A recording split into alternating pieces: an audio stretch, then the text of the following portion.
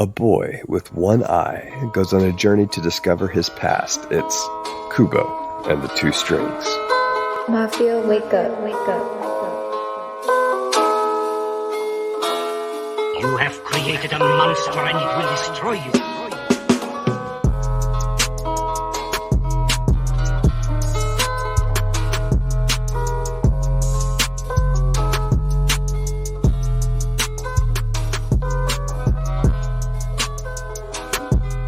Kubo, come out to play.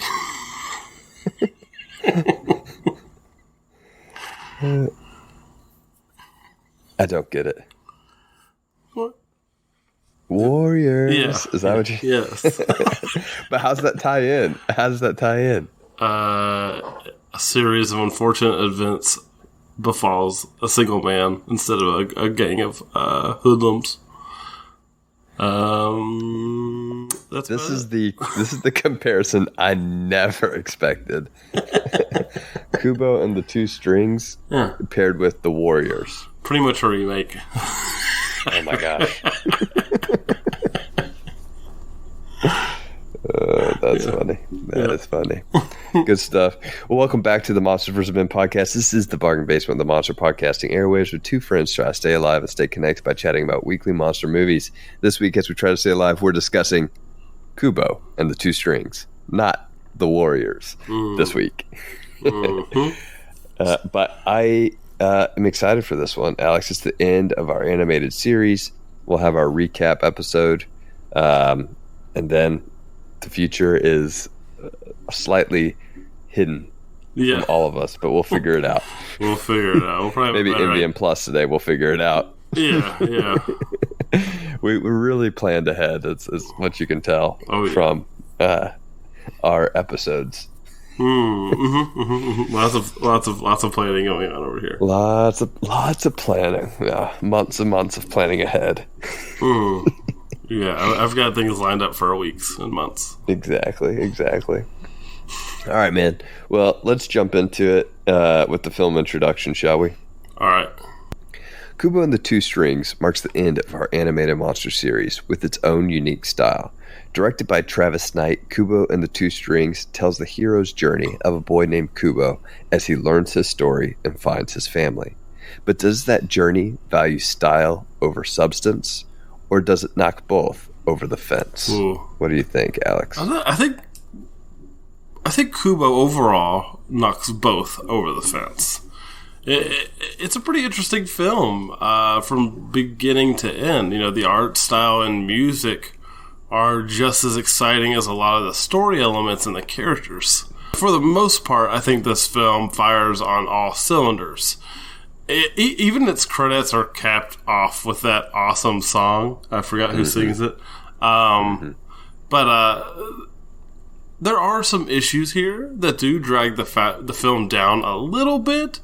But honestly, with everything that's going on, both art and character-wise, it's hard not to marvel at a film that does some really cool things like this. Like, man, that skeleton? Oh, wow. What about you, though? Is this over the fence or this style over substance? Film, yes, it is over the fence. By a couple yards. It's over the fence. And this is probably the most surprising film, I think, in our monster series. So I can't remember who recommended this one, but kudos. Oh, you hadn't seen this before? No. Oh. Kudos to whoever recommended Kubo, because it certainly surprised me. Yes, it is interesting, but yeah, I'll start with the effects as well. They are absolutely beautiful. This team knocks it out of the park. That stop motion style captivates me. Not just in the action sequences, which work really well, but those quiet, still moments are just as stunning and just as memorable.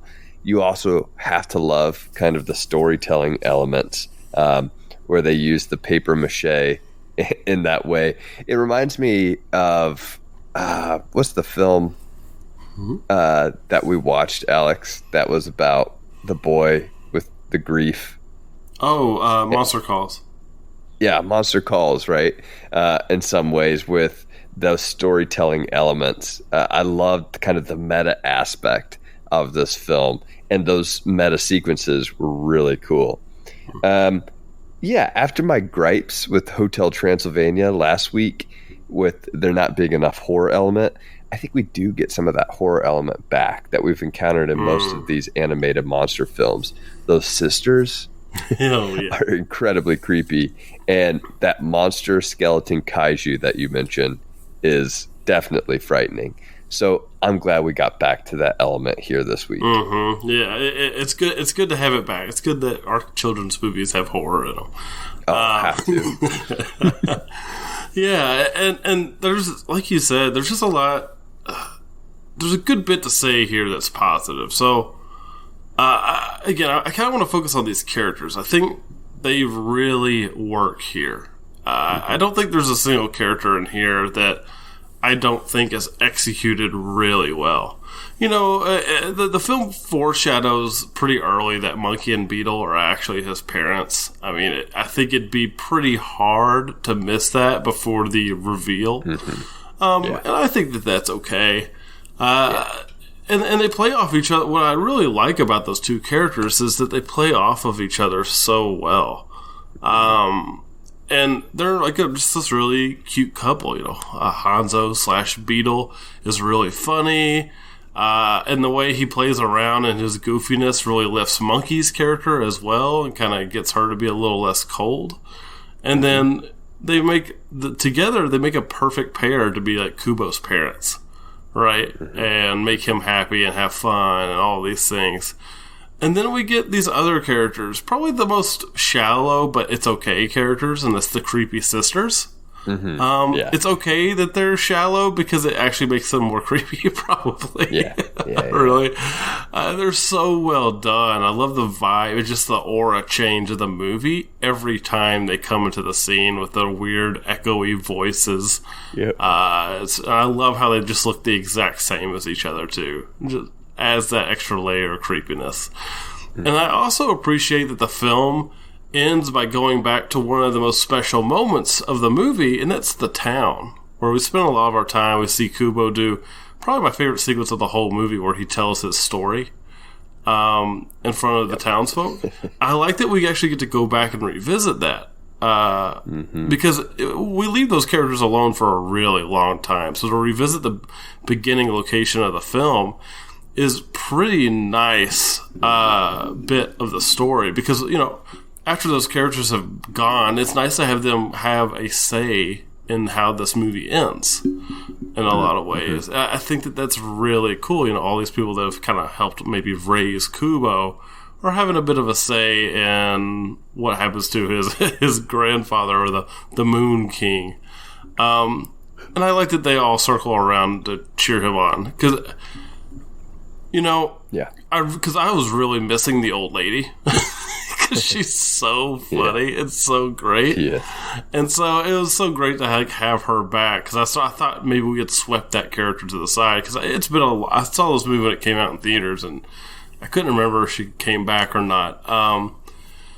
But that old lady character, just perfect. So funny, dude. And the emotions that they're able to convey with that character is so good and so funny. Really, though, it's all of these characters that make the film work, when sometimes I think maybe it doesn't.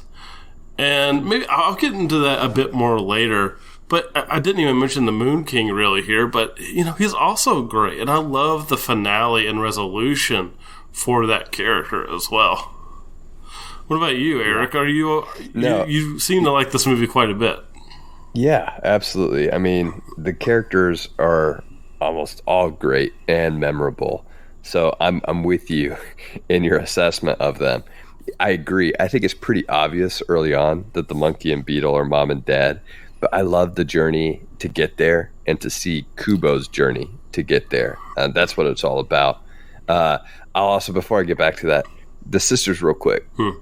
You mentioned something that's interesting about how they look exactly the same, and that just adds an element of creepiness. Yes, but it's also a bit more than that, right? It's also the fact that they have conformed to their grandfather's sort of, or their father's sort of expectation of them. They fit into that box that the father is trying to control, the Moon King is trying to control. So it kind of makes sense in that sort of way, right? Oh, yeah. But going back to the mom and dad and the journey to get there, I was explaining to Neely that while I was watching this movie, I kept wondering to myself, why the heck is this movie called Kubo and the Two Strings? Why? It makes no sense, right? The little instrument that he's playing it has 3 strings, right? Like, there's 3 strings in the instrument. Why is it 2 strings? And so then the revelation there, where he used their 2 strings and then adds his own for the musical finale, is just awesome. I was like, oh, that is so great. I loved it. The finale with the Moon King is really interesting, especially like his redemption arc, right?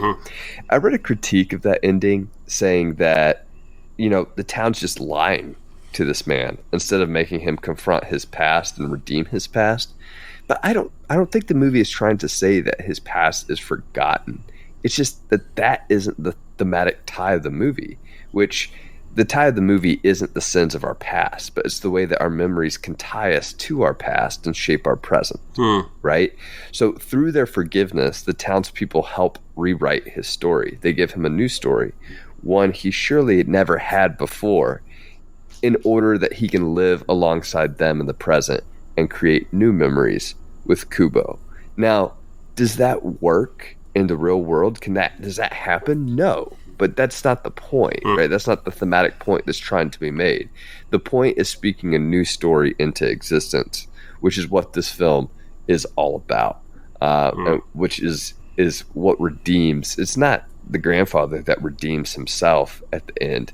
It's the townspeople that help redeem the grandfather. Yeah. And the lying isn't a bad thing here, right? And it starts out as like scared lying, and then it turns into kind of like hope. Right, that he can become somebody better, which is very cool. I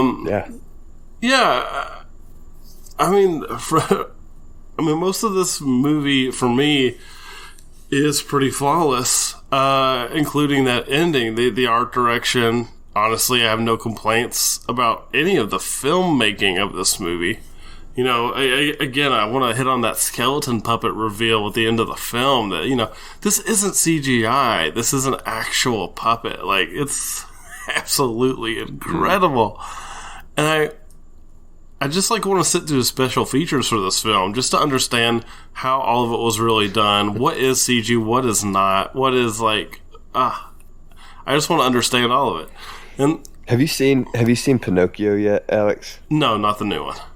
You need to, yeah. Is this Guillermo del Toro's Pinocchio you're talking about? Yeah. No, I have not seen that one. I think you'd like it. If you like this art direction, it's awesome. Yeah. I love this art direction. It's so good. Yeah. And it's just pretty flawless. But the one thing that's not flawless here is the storytelling.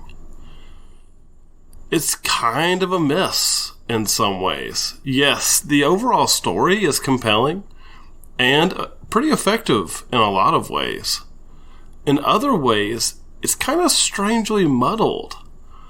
We kill the mom off screen, which is kind of fine, but it kind of leaves that question mark for a little while if she's really dead or not. And I don't like that being such a strong question in the back of my mind for a little while. And then the other choices I don't understand are probably way worse than the mom. I understand not showing the mom get killed on screen. I can get with that. But this one I don't understand. The 2 sisters both get killed. But we don't really ever know that. We see them get hit with a blast, kind of. We know that they don't show up again.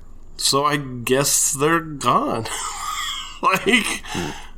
You didn't do anything with them at the end of the day. I'm a little disappointed with how they finished off, in quotes, these characters who, as far as I know, could just be hiding in the woods somewhere.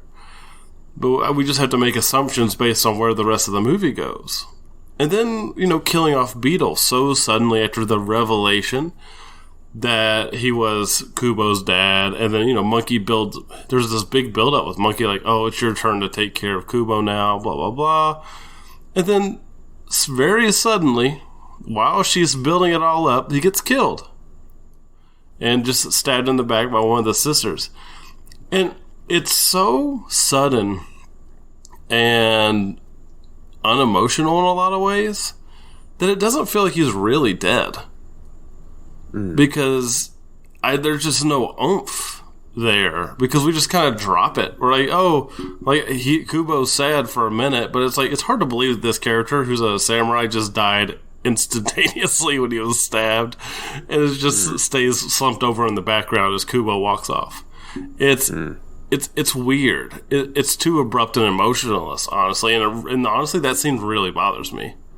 But yeah, other than that, the other story elements really hit. But those three things are left a little too vague and open and somewhat sudden to hit the mark. I think when it really needs to. Well, what about you, Eric? Do you think this film made any missteps here? Maybe, but I honestly not in the ways that you're describing to me. I am with you for a second. Beetle's death is very abrupt, and I did think maybe he wasn't gone until the two strings part happened. I was like, oh, okay, yeah, they're definitely gone, right? Like, that's the point in this moment. And it's the development of the theme. It does not, you're right, it does not linger there enough. And maybe there could have been a bit more of a reckoning in that moment. But I feel like the climax of the movie and the very end of the movie are all that reckoning with this loss. Because the other reality is that Kubo's loss of his father happened long before that moment in question, right? Yes, he just learned that Beetle was his father. But that revelation, maybe we could have gone on a little bit longer. I get that. But for the sake of the film, Kubo's father had been dead the entire time. And so the loss isn't quite as... It's quick, but it's also been there, right? We've felt that loss throughout. My criticisms I really have two criticisms. And they really don't detract much from my experience overall, but they still are slight criticisms. The first is the Japanese element of this film. I think that the parts that lean into the Japanese culture work really well. But then there's other parts of it that I'm like, this feels more like an American-made movie than a Japanese movie. And so when that starts kind of like bleeding together, I start to question sort of the authenticity of that Japanese spirit. Similar to my criticism of Prey, right, in a sense. But start to question that Japanese spirit when you start to see some of these American story elements infused into this Japanese fable or folk tale. There's that element of stillness that I mentioned could be beautiful, where we start the film with a lot of stillness, but then eventually that stillness starts to fade as we have more and more chaos. That could have helped kind of steer the ship in a more folk tale sort of direction. And then, of course, like, I'm not the type of person that thinks every single actor in this film should have been Japanese. It's okay. that is not. But I mean, I do think when you're looking at the authenticity and you're looking at who makes this film all together, and doesn't seem like any Japanese person involved. There's like 4. It doesn't seem like there's many, right? They're not like in the main credits of the film at all. You're like, okay, there's just a little bit of element of it for me. I wish we had leaned a little bit more into that Japanese past, that Japanese heritage, instead of using it as a almost sometimes as a stylistic tool. It's like we like the style, but we're going to kind of do our own substance. Now, that's harsh, right? That may be harsh. I can understand that criticism. It didn't detract from the film too much for me. The second detractor might be the theme. The theme is a little bit generic, right? Like this sort of memory type of thing. It hit me. That's the thing, though. Like I loved. I actually liked it a lot. And the ending, I was like, oh my gosh. But it was a bit heavy-handed. Though I will say again, I don't think that's a huge detractor. And with this sort of story that is a clear fable, your themes are going to be a bit more heavy-handed in this style of story. So again, it didn't detract from my experience, but I could see those two criticisms and hear those points clearly, and they may lower my assessment of the film just a tad. Okay.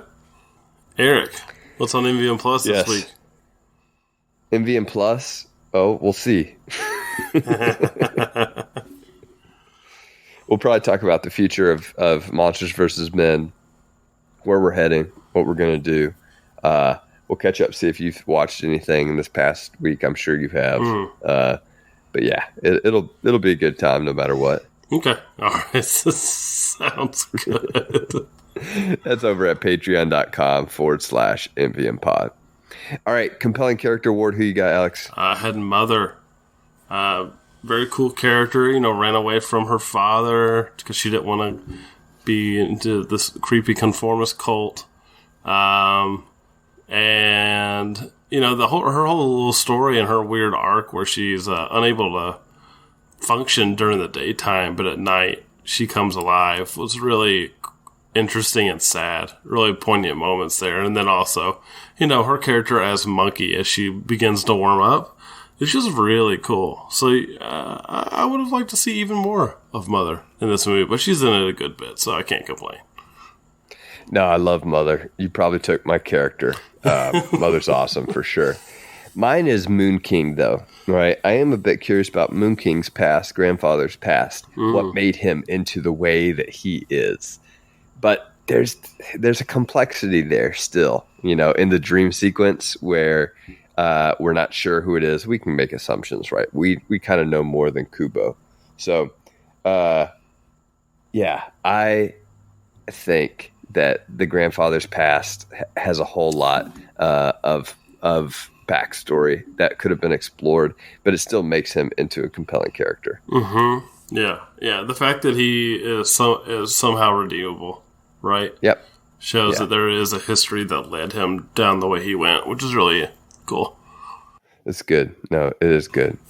All right, man. Most memorable line. What you got? Mine was a Beatle line. He said, "I'm either a samurai or a really bad hoarder. Either way, inside my thorax beats the heart of a warrior." That was good. Matthew McConaughey does a really great job here. As Beetle, he sells me on that samurai insect character, who is aloof at all times. It seems like half in, half out, but also remarkably talented. Yeah. That bow and arrow is pretty impressive. Yeah. What about you, Aaron? Mine is a recurring line throughout, but I thought it did a really great job at showcasing this film and tying it all together. And it's Kubo's line, "If you must blink, do it now." Love that sort of device to tie together the different threads. So that was good. Yeah. Yep. I like that too. Can't believe the acting award. I had Brenda Vaccaro as Cameo, who is the old lady in the village. Yeah. Absolutely hysterical character. So funny, so caring. I want a spin-off just about her. Yeah. She's hilarious. She really is.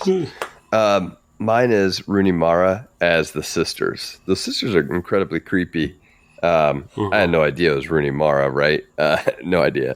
But as I was thinking about voices that stood out, now there were some effects played into her, right? But it was almost like she was doing two voices, probably recorded separately and then edited together. So it was really cool effect, a good performance. It really had an effect on me. So Rooney Mara's sister's performance. Yeah, great job. What about that's a good shot? Mine is the sisters. When they show up, and one of the sisters is in the lead. You think there's only one of them, and then the second one comes from behind during this kind of close up of the first sister. Very cool shot. Very creepy. Love the setting that has for the scene. Yeah.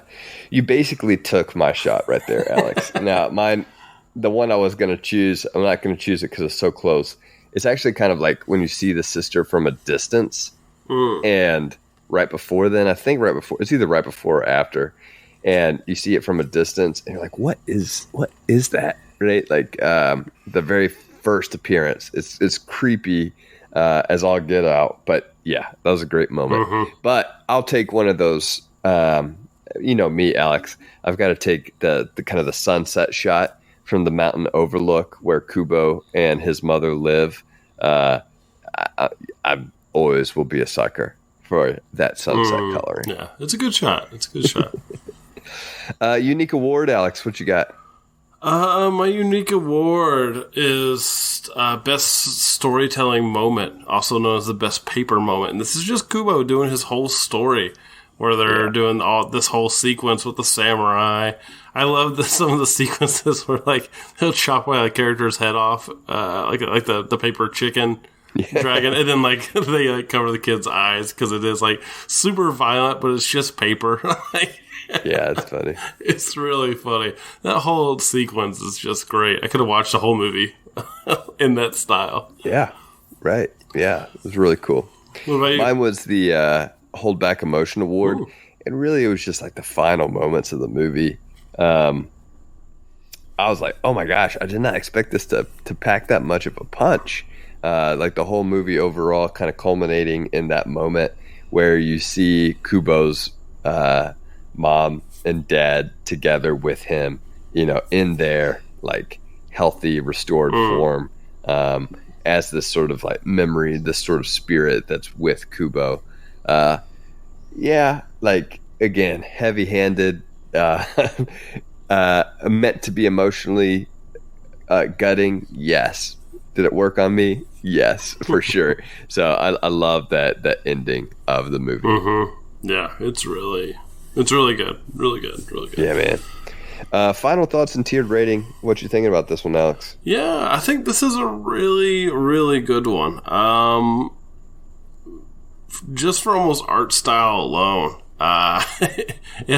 it would almost get there with the Godzilla tier. But then you add in these really great human characters, or I guess it doesn't matter if they're human or not. Really great characters who really flesh out this world, as well as these just all these amazing effects and really poignant story choices. Yes, some I don't think are executed well, and I think it drops the ball at some pretty crucial moments, actually. But overall, there are plenty of other moments that hit really strongly. And so I gotta give this a Godzilla tier. I think it is a really great film, and it makes me want to recheck out some of the other Laika movies, like Paranorman and Coraline. I've seen both of those, but Box Trolls I haven't seen, so I kind of want to check that out to kind of round out that those 4 films that they've made. Yeah, Paranorman would have probably made a good film for this series. Yeah, it would have. Alex. Yeah, it would have been a good one. Oh man, I don't think I've seen Paranorman, and I haven't seen. What was the other one? I have seen Coraline and then Box Trolls. I have not seen Box Trolls. So, this is a Godzilla tier film for me as well. If you couldn't tell by my gushing about it throughout this review, to me it hit all the right notes. It had emotional moments. It had stunning action moments. It had those quiet, still pauses that I always can appreciate when it's done well, and beautiful music in the background never hurts either. So altogether, this is a simple story but a story that moves at a good pace, has a good message. The only detractors could be not leaning enough into the Japanese element of this film. And yeah, it might be a bit heavy-handed, though I can excuse that for just the type of story that it is. It is a fable, so it is going to be a bit heavy-handed at the end of the day anyway. But beyond those two small detractors, this is a top film for me. A biggest surprise of the animated series, it's a Godzilla tier. All right. So next week, Alex, we'll cap things off with our animated series recap. We'll rank these films that we've watched as we look ahead to what's next, and kind of tie some strings together between some of these films and give some awards to multiple different films as we look at our overall awards for the series. Yeah, I'm excited for the recap. I wonder if your list will be crap, or will it make our audience clap? Oh, it'll make our audience clap, Alex. No. Yeah, that's for sure. All I know is that my always. list will slap. Ooh, I like that. I was thinking after your list, I'd probably take a nap. Okay. As always, thank you for listening to Monsters vs. Men. You can leave us feedback on Kubo and the Two Strings at mvmpod.com or email us at mvmpod@gmail.com. You can message us and follow us on Twitter and Instagram at mvm_pod. Become a bargain basement at patreon.com/mvmpod and receive weekly bonus content. Monsters vs. Men is produced by Alex Cornett. Executive producers are Kevin Alexander, Faye Bashir, John Freeman, Christopher Clavero, and Michael Herndon. Special thanks to our wives, Combo Rock Band for PlayStation 3, which forms Cell Block B, Louis Loop, Senior Honda, Drew the Collector, Instagram Connector, and you, the listener, for listening. Until next time, don't go out after dark. and try to stay alive. Mafia, wake up, wake up. You have created a monster and it will destroy you.